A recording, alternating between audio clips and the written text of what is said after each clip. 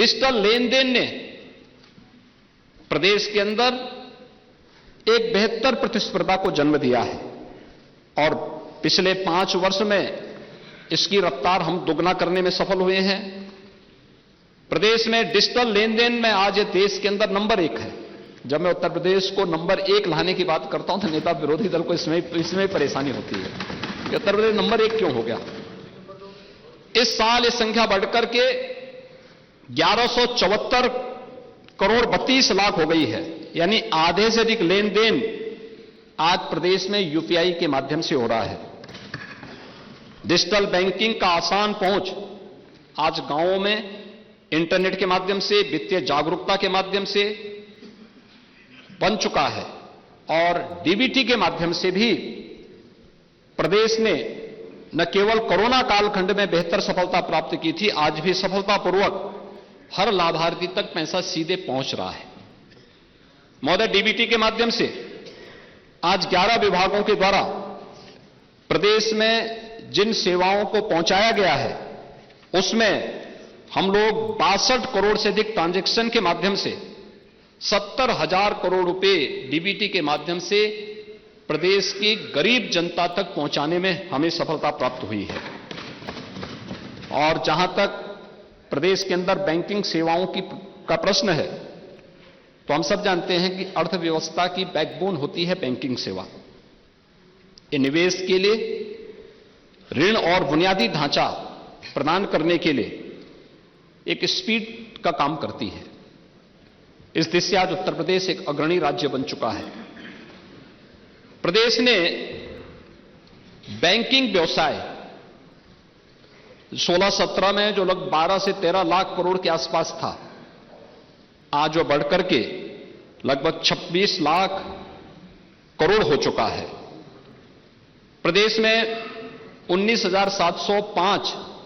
Bank की शाखाएं हैं, लेकिन 2,28,000 से अधिक बैंकिंग कॉरस्पॉन्डेंट और बैंकिंग कॉरस्पॉन्डेंट सखी प्रदेश के अंदर आज इस रूप में बेहतर सेवाएं हर गांव में और हर कस्बे में उपलब्ध करवाने का कार्य कर रहा है। और यही नहीं, आरबीआई के बुलेटिन भी आज इस बात को प्रदर्शित करते हैं कि बैंक और वित्तीय संस्थाओं से प्रोजेक्ट फाइनेंसिंग के लिए फंड आकर्षित करने में 16% से अधिक जो इन्वेस्टमेंट की हिस्सेदारी है वह आज उत्तर प्रदेश है, जो देश के अंदर शीर्ष स्थान पर है। ये इस नए उत्तर प्रदेश की स्थिति है, जिस उत्तर प्रदेश की वर्तमान प्रगति पर हमारे कुछ मित्रों को आपत्ति है। प्रधानमंत्री जनधन योजना में 9 करोड़ खातों के साथ उत्तर प्रदेश देश में नंबर 1 पर है और इनमें से आधे खाते महिलाओं के। पीएम स्वनिधि योजना में 17 लाख से अधिक रेहड़ी पटरी व्यवसायी लाभान्वित हो रहे हैं, जो देश में नंबर 1 पर है। प्रधानमंत्री सुरक्षा बीमा योजना में 5 करोड़ 55 लाख लाभार्थियों के साथ उत्तर प्रदेश देश में नंबर 1 पर है। और आईटीआर फाइल करने में, यानी आयकर रिटर्न भरने में उत्तर प्रदेश देश में दूसरे स्थान पर है। जून 2014 में 1,65,000 आयकर रिटर्न उत्तर प्रदेश में फाइल होते थे और जून 2023 में यह बढ़कर के लगभग 12 लाख हुए हैं, यानी 1,65,000 से। यह दिखाता है प्रदेश में प्रति व्यक्ति आय में वृद्धि हुई है और वह आईटीआर भरने के लिए स्वतःस्फूर्त भाव के साथ तैयार हुआ है। यह प्रदेश को अगर हम देखेंगे तो 2022-23 की तुलना में राष्ट्रीय फलक पर भी देखेंगे तो राष्ट्रीय आर्थिक विकास की जो दर थी 7.2 रही, जबकि प्रदेश की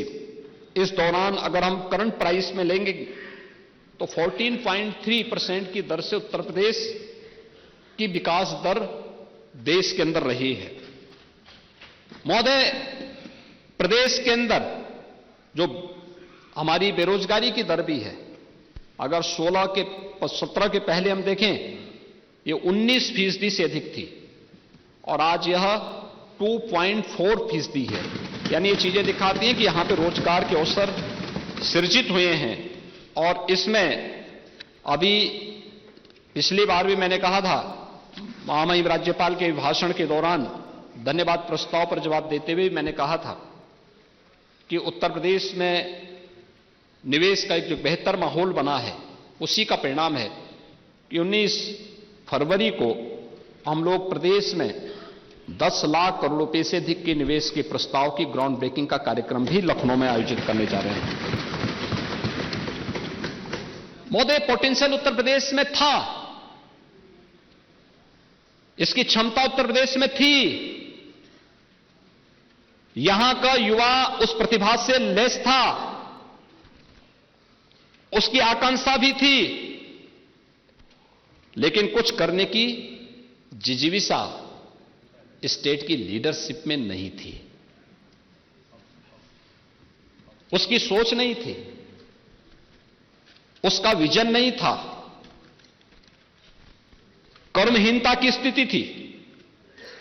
नीतिगत जड़ता थी और प्राथमिकता विकास नहीं था, किसान नहीं था, युवा नहीं था, महिलाएं नहीं थी, गरीब नहीं था, उनकी अपनी प्राथमिकताएं थीं और उन्हीं प्राथमिकताओं को लेकर के तुलसीदास जी ने एक बात कही, और बात कही उन्होंने, सगल पदार्थ यही जग माही कर्महीन नर पावत। इन्हीं के लिए कहा है, इसी कर्महीनता के लिए, इसी अकर्मण्यता के लिए। और महोदय, अगर प्रदेश के अंदर 2024-25 के बजट के बारे में हम देखें तो कुल जो हमारी प्राप्तियां हैं वह 7,21,000 करोड़ रुपए से अधिक की है, को हमने यहां पर अनुमानित किया है, जिनमें से 6,06,000 करोड़ रुपए से अधिक की जो राजस्व प्राप्ति तथा 1,14,000 करोड़ रुपए से अधिक की जो पूंजीगत प्राप्तियां हैं, इसमें हम लोगों ने सम्मिलित किया है। इस बजट की जो सबसे बड़ी बात है वो होगी कि 2 लाख करोड़ रुपए से अधिक की जो हमारा कैपिटल एक्सपेंडिचर है वह उत्तर प्रदेश में, जैसे राज्य में यह यहां के इकोनॉमी को एक नई दिशा देने वाला साबित होगा, डेवलपमेंट का आधार बनता है, विकसित उत्तर प्रदेश की परिकल्पना को यह साकार करने वाला बनेगा। इन इतने बड़े बजट को प्रस्तुत करने के साथ ही उत्तर प्रदेश ने यह साबित किया है कि उत्तर प्रदेश अपने बेहतर राजकोषीय प्रबंधन के माध्यम से हम उत्तर प्रदेश को एक बेहतर दिशा में अग्रसर कर सकते हैं और राजकोषीय अनुशासन को बनाए रख सकते हैं।